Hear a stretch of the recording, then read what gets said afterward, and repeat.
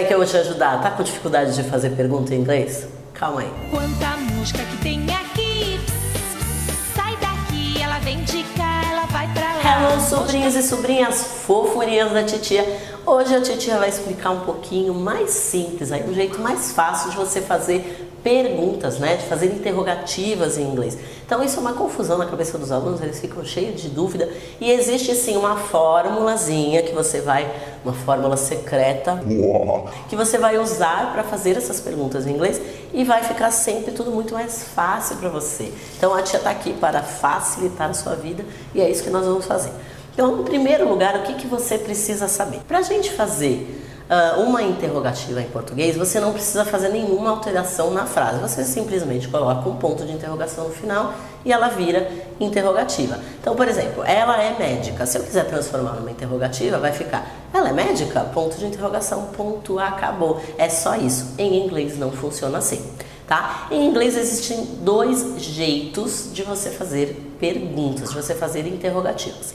Ou vai ser por meio de uma inversão, ou vai ser por meio do uso de um auxiliar. Sempre vai ter esses dois jeitos. Ou seja, toda vez que eu for fazer uma interrogativa em inglês, alguma coisa vai acontecer. Eu não posso deixar a estrutura da frase exatamente do jeito que ela estava. Ela vai mudar alguma coisa aí na fórmula dela. Então tem esses dois jeitos. O que você quer dizer com inversão, tia? O que é inversão?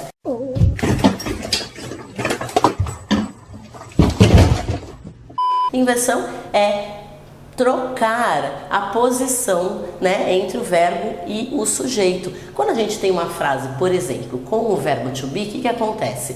He is a doctor, por exemplo, e eu quiser colocar essa frase numa interrogativa, eu vou trocar de ordem, então vai ficar is he a doctor?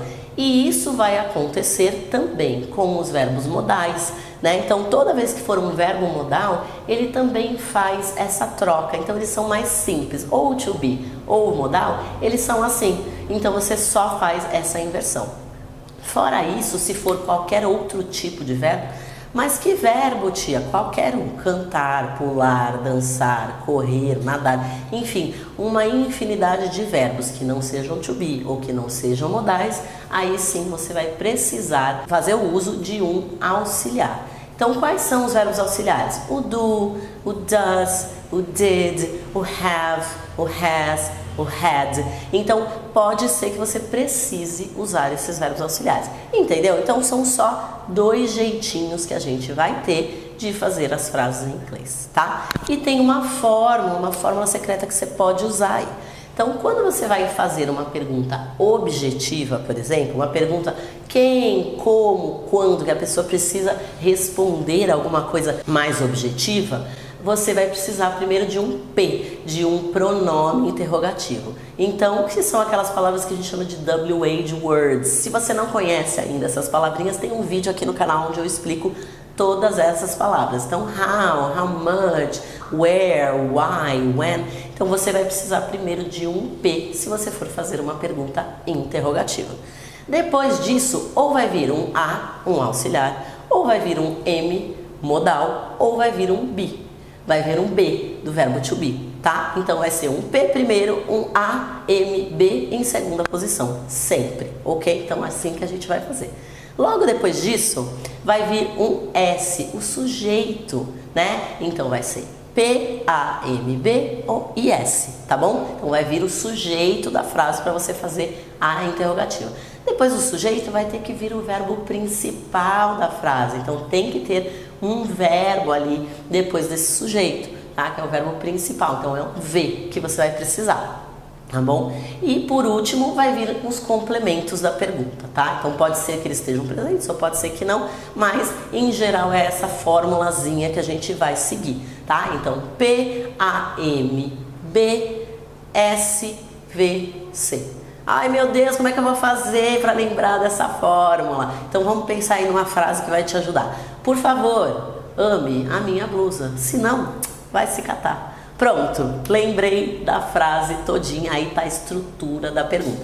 Pode ser que eu não queira fazer uma pergunta objetiva. Então, se eu não estiver fazendo uma pergunta objetiva, eu estou perguntando só uma pergunta de sim ou não. Você vai no cinema?